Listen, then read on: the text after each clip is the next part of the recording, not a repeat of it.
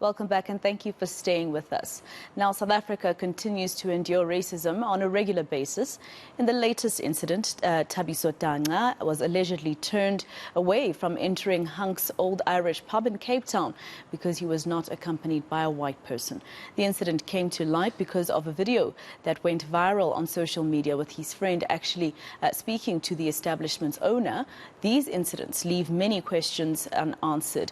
Why have we still not been able to be fully racially integrated?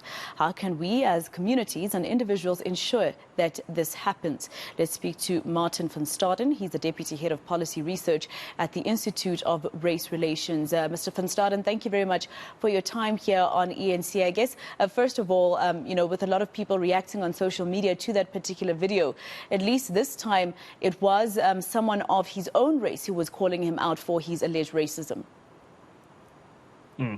Yes, no, that's important, and I think that goes a long way to show that, in fact, South Africa has made a lot of progress in combating racism.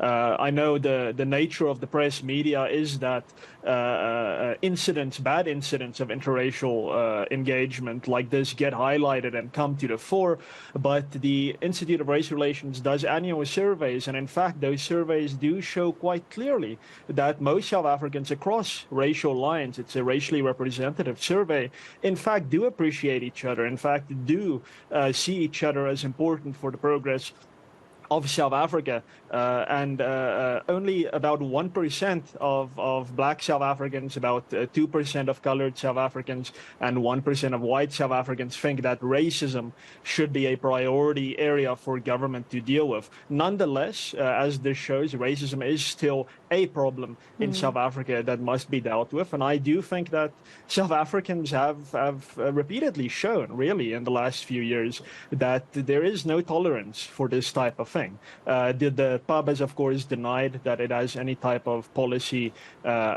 excluding people on the basis of race. So we'll see, I'm sure, in litigation and investigations going forward what actually happened. But South Africans have no more patience for this type of incidents. And of course, these incidents have happened in many different areas. But I found it quite interesting that it was the city of Cape Town where, a lot of people who live there, particularly black people, have expressed how they go through such things on a daily basis, etc.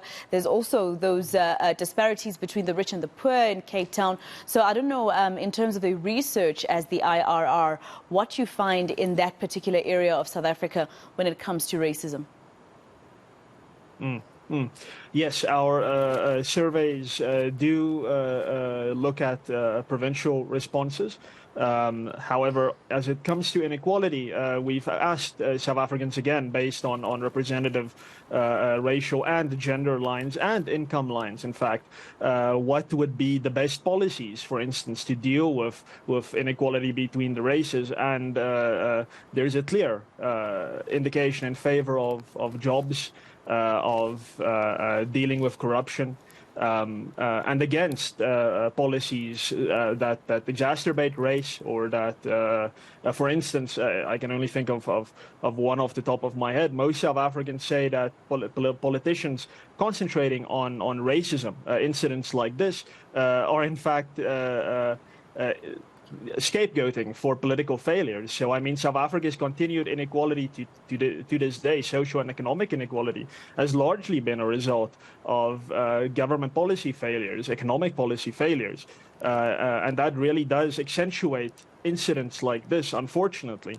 So we do have a place where a lot of social tension comes together with some very bad government policy, and it leads to incidents like this really blowing up. But again, we see that there is no tolerance for this. South Africans are basically over this type of thing, and I think we're going to see in the next few days that this pub, if it turns out that what happened in fact is going to suffer economically in a very significant way. We've already seen international concert sponsors, for instance, withdraw their support for the pub. So it's we'll see how our society and our communities respond to things such as this. And lastly, Mr. van Staden, for me also, Of course, when incidents such as these happen, we always remember our very painful history as a country.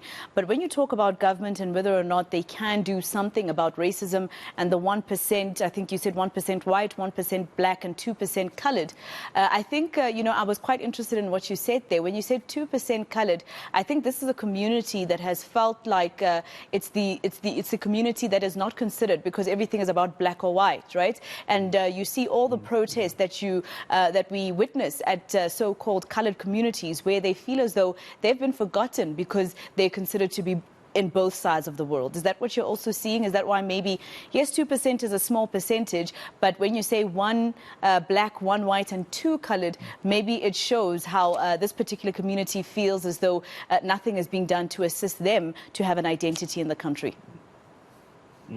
Yes, I mean, that's true. If you look at South Africa's history, there's a saying that goes during apartheid, coloreds were not white enough to enjoy the support of that government. And after apartheid ended, coloreds were not black enough to really enjoy the support of the new government.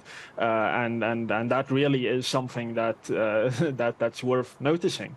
South Africa's policy is very much thought of in the discourse as well as a black and white issue, really to a large extent ignoring the fact that South Africa is in fact far more diverse than simply that.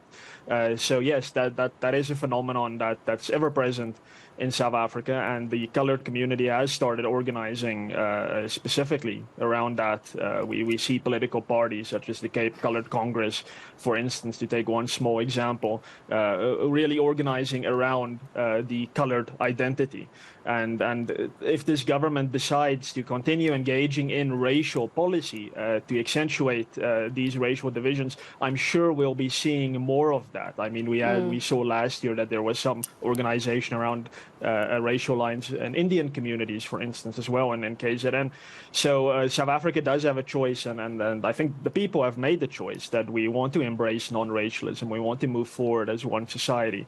We're just waiting for minorities such as maybe this pub and, of course, government to join us there, to join our society in the quest for non-racialism. Martin van Staden, the IRR Deputy Head of Policy Research, thank you very much for speaking to us.